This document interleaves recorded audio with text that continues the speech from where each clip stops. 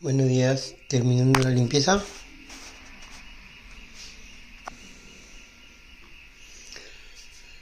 Bueno, es un problema esta gente, ¿no? Como dice el Señor, en medio de una gran oposición, dice el Señor, en medio de una gran oposición, ayer pues no les gusta, ¿no? Que me levante temprano y haga mis cosas y continúe con revelaciones, porque antes que viniera el computador o los teléfonos, yo estaba acá. Dormía y escuchaba música y me divertía. No era un ocio, era aprender del Señor cómo conservar una paz, y eso fue madurando hasta que hoy día ya el Señor vio que afuera las intenciones son muy agresivas. Entonces fue cambiando los tiempos, ¿no? Yo iba a, a, este, a la librería y había un tiempo que yo iba y venía, y los tiempos fueron cambiando hasta que llegó este tiempo en que el Señor ya dio un teléfono, y aunque barato, pues $50, $45 por ahí. Después compré uno de el OnePlus 8T primero, que se robaron, y después fue viniendo el otro teléfono y después el computador primero y el segundo, ¿no? Pero qué bueno que todo esto haya ido sucediendo de esta manera, para que ellos puedan ver que el amor les tiene el Señor como Padre, ¿no? Porque tenemos un solo Padre y es el que nos quiere. Porque viendo el Señor, ¿no? Yo veo la comparación del Señor, que hace la comparación como Padre y que estima al Hijo, pues, ¿no? Aunque haga travesuras, lo estima porque es el Hijo. Él lo creó, así como yo quería a mi hijo. Y que yo lo protegía tanto al hijo, y que quería que no lo toquen, pero enseñándole pues a él a crecer bien, a que sea pues también independiente y que tenga buenos estudios de inicial. Pasó la primaria en colegio particular, la secundaria, parte de la secundaria, en colegio particular, y hasta que llegó acá.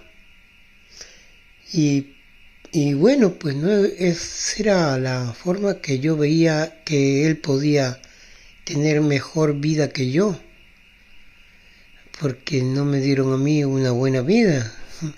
Trabajar de temprano y acostumbrarme al ritmo de vida laboral de temprano, de joven. Imagínense, me vienen imágenes yo que estaba levantándome tempranito para ir de Lima, de La Victoria.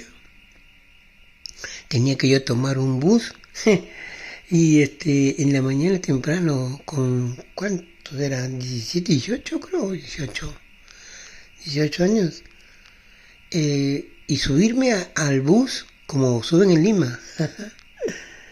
En Lima, entre empujones, atropellos y acomodándose uno con otro, colgado en el bus para llegar temprano porque estaba lejos. De La Victoria hasta Cajamarquilla era el lugar. Está por la carretera central, y había que llegar a tiempo porque era que llegar a las 7 de la mañana. Y yo tomaba el bus tempranísimo, antes del amanecer. Ya tenía que estar en la avenida esperando el bus. A la edad que tenía yo. Cosas, ¿no?, que me tocaron vivir. Pero el Padre me enseñó esas cosas. Imagínense yo como dice en un video que yo subí últimamente, habla de los, bueno, de los que tenemos en mi edad. para no malinterpretar las palabras. Y yo me iba de primaria, estaba cerquísima la primaria. Estaba a 1 cuadra, 2 cuadras de la casa.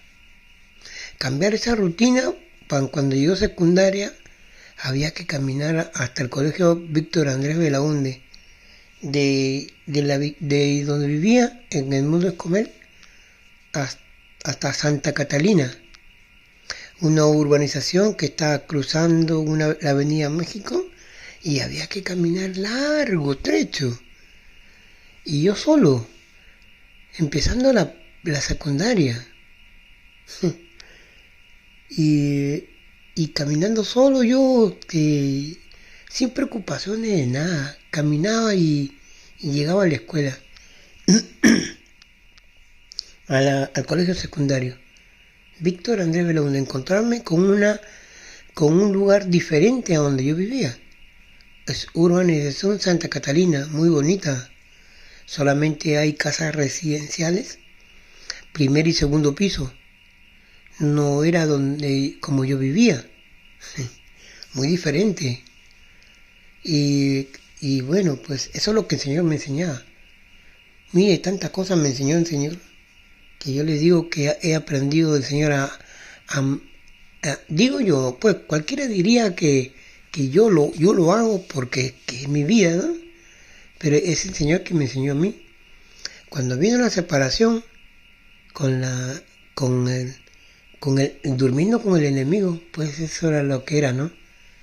Durmiendo con el enemigo era que yo estaba casado. Me había acostumbrado tanto al matrimonio que me parecía imposible vivir solo. Lavar mi ropa, ver por mi comida, en mi desayuno. Ya no había quien piense por hacer el supermercado. Y había que pensar yo mismo por mí mismo. Qué cosa. Y yo como que nunca he vivido eso, ni en Perú ni acá, hasta ese momento. Y bueno, amanecer sin nadie, que era una familia. Pero la ambición del proyecto yo no lo sabía, hasta que el Señor me fue diciendo a mí qué es lo que había, ¿no?, conmigo. Pero no era el Señor no lo iba a decir tan directo, pues, ¿no? Tenía que pasar un tiempo para que yo pueda asimilar, pues, lo que era, ¿no? Y total que llegó el tiempo en que me dijo el Señor que había un contrato. Y abrí los ojos y dije, claro, pues, ¿no? Tiene que haber un contrato. Porque que habiendo yo sido parte principal en la vida de la esposa, o sea, ella se escudó con su familia que vivía acá en Nueva York, y tenía un apoyo, pues yo no tenía nada, ¿no? Eso es lo que yo veía, pero en el fondo era como escapar de una atadura que si yo podía descubrir, iba a descubrir algo, pues, que no iba a entender en el momento, ¿no? O el Señor lo hace todo, el Señor lo hace, te da un entendimiento de las cosas que hay que aprender, porque yo le digo esto, miren, si el Señor me decía que pasaba en ese tiempo, creo que era por tema de juicio, Entonces, cuando yo salí a la calle, en 2005, empezaron a pasar estas condiciones, ¿no? El asalto que tuve en Jamaica me rompieron la cabeza, ¿no? Y de ese momento, bueno, brevemente, porque es bien largo el tema. En un asalto me rompieron la cabeza después de salir a trabajar a la medianoche. Y estaba viviendo solo. Y me pidieron dinero y era uno solo, menos mal. Bueno, creo que era si no, si hubieran sido varios, ¿qué hubiera sido? Pero era uno, y como yo me estaba sacando el saco, me tiró la piedra y rompió la cabeza y empezó a salir sangre. Y muchos vieron ahí a la medianoche, había gente, que es un barrio muy movido en Jamaica, donde era mal visto por la sociedad por ahí.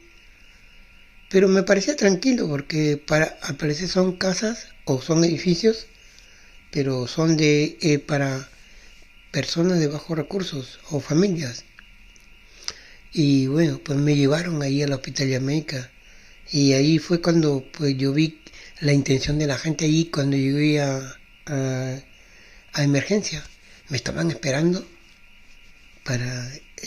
y me estaban esperando porque yo digo, cuando yo encuentro a las enfermeras, ¿no? Me pedían que yo firme por Medicaid. Y bueno, yo dije, no lo quiero usar en esta oportunidad. Que me pasen así nomás. Y no, pero firme acá, es para Medicaid. Pero yo, pues, esto es un trámite que han hecho desde el principio. Y no firmé, y me dijo, bueno, pasa para adelante, ahí lo van a atender. Y ahí me dejaron toda la noche y me atendieron en el amanecer. Y el médico me dijo, estamos esperando otro médico que llegue. Y llegó al amanecer del día siguiente, estábamos esperando, y llegó, y me llamaron y me metieron a un cuarto y me pusieron un turbante en los ojos y empezaron a operar, pero duró como como una hora creo. Y después que terminaron, me dieron de alta, yo salí con el turbante por la calle y salir de Jamaica, ahí, tomar el tren en la mañana temprano. Ya no fui a trabajar pues y me iba a mi casa, tomé el tren, tomé el bus y me dejó ahí por el área en Queens, pero en otro sector. Y cuando llego ahí, bajo del tren y siento que me están siguiendo. Y yo no sé por qué, pues yo volteo y miro a la persona de lejos. Yo no sabía por qué me estaba siguiendo y yo continúo caminando, llego y hasta donde yo llegué, a la casa de una familia ecuatoriana. Yo vivía en el ático y subí a mi cuarto, me tendí en la cama y no desperté y creo que como 2 días. Estaba mal, un dolor de cabeza que me dio por la presión que había de la operación. Yo sentía que presionaba en la herida, la presionaba bien duro. Y de ese momento empecé yo a sentir este seguimiento. Cuando yo iba, pues era como descubrir algo que yo desconocía, pues, ¿no? Es el GPS. Yo desconocía eso, no sabía qué era. Andaba por la calle, cuando pasó ese momento que me perdí el trabajo y era que pues yo iba por un lugar y donde iba yo estaban los gang stalking. Eso es lo que hoy día me persiguen. Esos mismos estaban en ese tiempo. Y bueno, pues es una historia bien larga. Contar todo lo que me sucedió en Manhattan es como escribir una historia larguísima y comentarles todo lo que me pasó. Me seguía inmigración, me seguía la policía y yo solo, y yo no he dejado de vivir solo. Bueno, hasta ahí apareció Luis Arturo cuando yo le digo que sucedió este problema con el policía que me arrestó y me subieron a la ambulancia y ahí apareció Luis Arturo. Apareció Luis Arturo en varias etapas desde el 2005 hasta antes del 2010. Y ahí fue que me llevaron a Jamaica, a la casa donde ellos estaban alquilando. Después llegó Ana, la hermana de Melba, y con René Turcios, es su esposo. Y ya eran ellos, Melba, Luis Arturo, y ellos iban a trabajar y me dejaban a mí en el día. Yo tenía que salir en la noche, muchas cosas que habían que pasar. Pero bueno, de esas cosas, y después antes del 2010, parece que ellos ya sabían ya.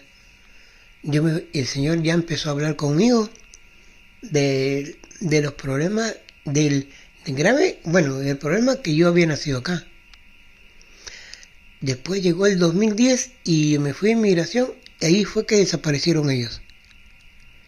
Desaparecieron por completo, no los encontré en ningún lugar. Bueno, yo también ya me separé yo del área donde yo vivía, donde yo sabía que los podía encontrar, y hasta que me vine a Manhattan y sucedió eso.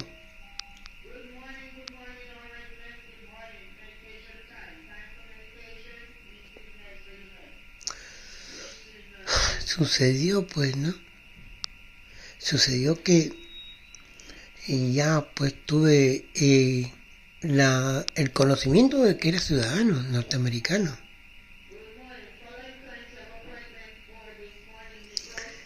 Ya no quieren que hable ya.